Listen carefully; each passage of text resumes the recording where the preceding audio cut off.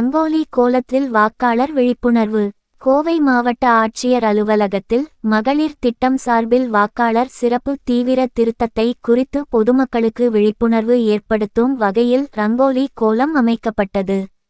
மாவட்ட ஆட்சியர் பவன்குமார் இன்று நேரில் பார்வையிட்டு இந்திய தேர்தல் ஆணைய அறிவிப்பின் பேரில் கோவை மாவட்டம் முழுவதும் வாக்காளர் பட்டியல் சிறப்பு தீவிர திருத்தப் பணிகள் நடைபெற்று வருவதாக தெரிவித்தார்.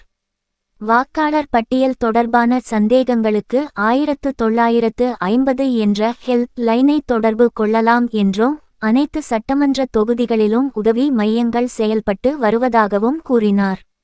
மேலும் வால்பாறை பள்ளி மாணவி தற்கொலை வழக்கில் உரிய நடவடிக்கை எடுக்கப்படும் என்றும் உறுதியளித்தார். சிறப்பு தீவிர திருத்தம் 2026 பணிகள் 4 நவம்பரிலிருந்து தொடங்கி வாக்குச்சாவடி நிலை அலுவலர் மூலமாக எனுமரேஷன் ஃபார்ம் வழங்குவதற்கு உண்டான பணி மற்றும் அது முழுமையாக பூர்த்தி செய்து திரும்பி வழங்குவதற்கு உண்டான பணிகள் நடைபெற்று வருகிறது. அந்த வகையில் பொதுமக்களுக்கு மற்றும் கோயம்புத்தூர் மாவட்டத்துடைய அனைத்து வாக்காளர்களுக்கு இந்த சிறப்பு தீவிர திருத்தத்துடைய ஒரு விழிப்புணர்வு நிகழ்ச்சியாக இன்றைக்கு தினம் நம்ம பல வகையான ரங்கோலிஸ் நம்ம இன்றைக்கி ஏற்பாடு பண்ணியிருக்கோம். அது இல்லாமல் பல வகையான விழிப்புணர்வு நிகழ்ச்சிகள் பல வகையான விழிப்புணர்வு நம்ம மாவட்ட அளவில் நடந்து வந்துட்டுருக்கு. அதில் பொதுமக்களுக்கு வாக்காளர்களுக்கு எந்த ஒரு சந்தேகங்கள் இருந்தாலும் 1950 என்ற ஹெல்ப்லைன் நம்பர் பயன்படுத்தலாம்.